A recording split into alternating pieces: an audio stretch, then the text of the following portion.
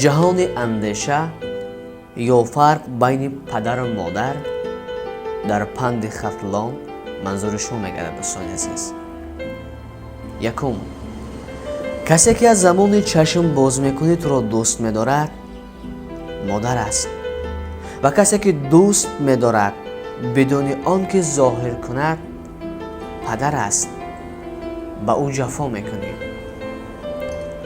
مادر تو را به جهان تقدیم میکند، پدر تلاش میکند تا جهان را به تو تقدیم کند. به سختی میافتد.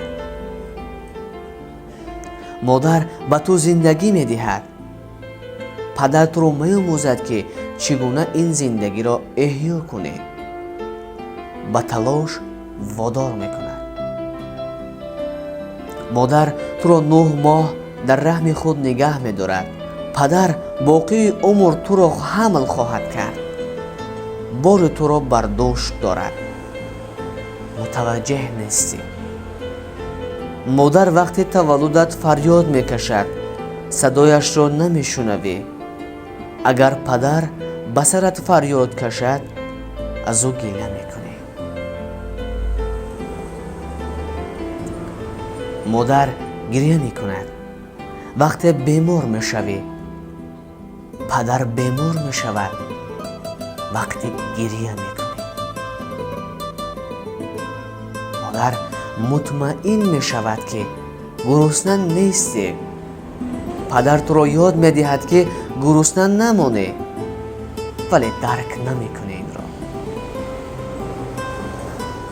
مادر تو را روی سینه‌اش نگاه می‌دارد. پدر تو را به دوش می‌کشد. او را نمی‌بینی.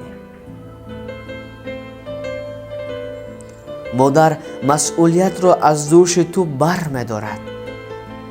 پدر مسئولیت را به وجود تو می‌کارد.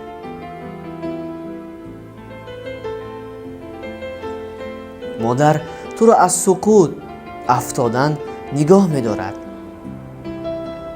پدر می‌آموزد که بعد از سقوط بلند شوی. مادر یاد می‌دهد که چگونه روی پای خود راه بروی. پدر یاد می‌دهد که چگونه در راه زندگی حرکت کنی.